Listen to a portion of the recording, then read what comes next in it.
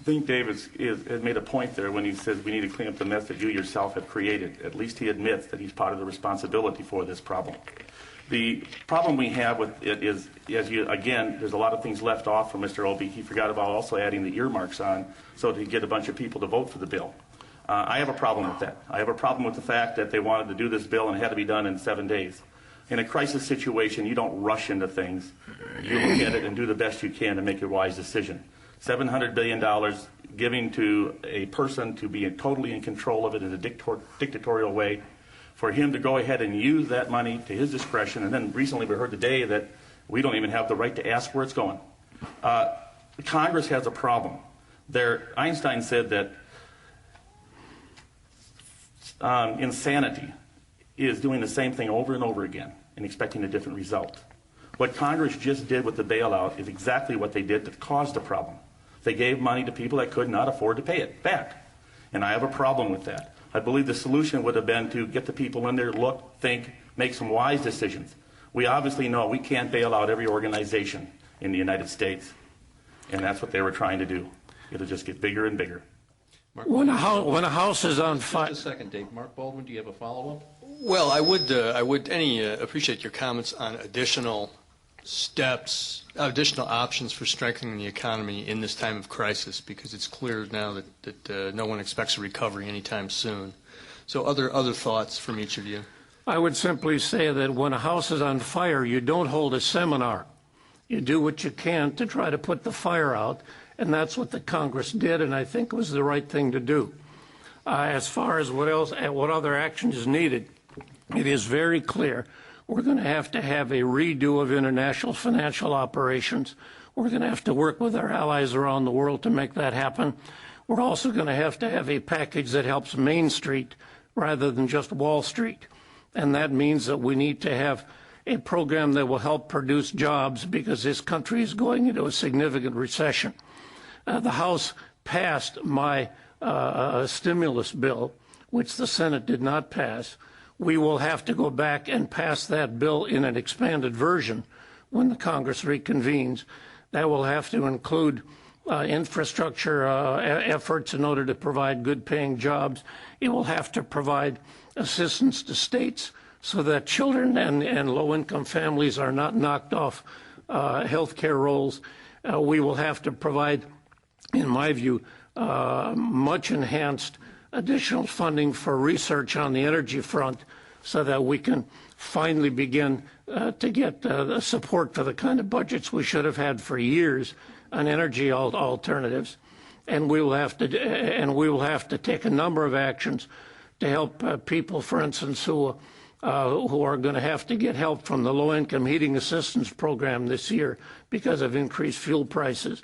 We're going to have to do a wide variety of things in order to right the economy. It's going to take a long time. I think I have a problem with the fact that putting your hand in somebody else's pocket and saying you're helping them and say we is a problem. The money that you're talking about is coming out of the pockets of the people that can't afford to take that loss. And that's where a problem comes in. What would you suggest we do? What would you suggest we do? Well, I would suggest we start building our industry. I would suggest we start sending them overseas. How? Maybe by not putting all these burdens on them, Mr. Obey, that drive them over there, by thinking of them as the bad guy like you tend to do. Why don't we turn around and bring these industries back? Why didn't we 30 years ago, during your reign, why didn't we have energy resources put together?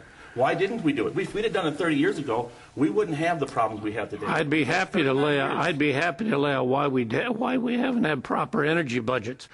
The president this year tried to cut over $1 billion out of last year's energy research programs. My committee stopped him.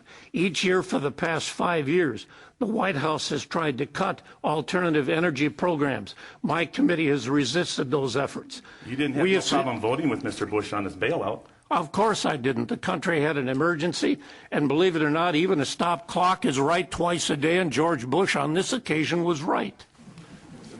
You know, it's a situation, Mr. Obey, is the fact that $700 billion isn't going to solve the problem.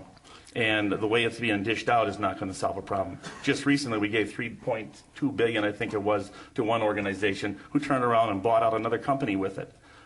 No, giving the money to them is not the answer. What would your response have been to the president's request? When FDR took over a long time ago, that's obvious.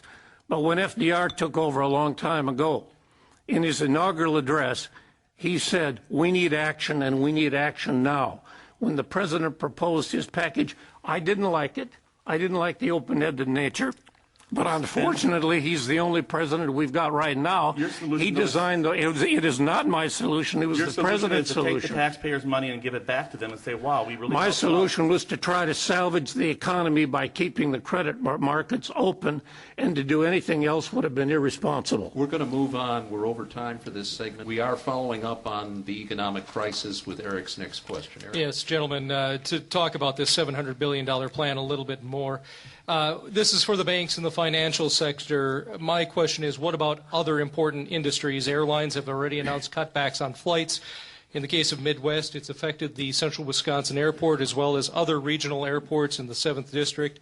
Now, just recently, General Motors announced that it's shutting down its Janesville plant a year early. We're going to lose those jobs, and that has also forced the closing of some businesses that have supported that plant. Now GM wants $10 billion from the federal government to help take over Chrysler. Just how far should the government take these bailout rescue plans? They shouldn't take them far at all. They shouldn't do it.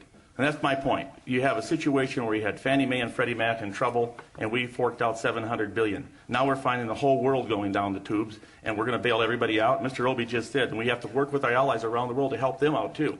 Well, we don't have the money to help them out. The problem is it's being taken out of our pockets already. And I have a problem with that. I believe what we need to do is invest in our infrastructure back. We need to start focusing on having the people work and get the jobs going and start doing the things that we did here. When World War II happened, the citizens took care of the situation. They rallied behind the effort.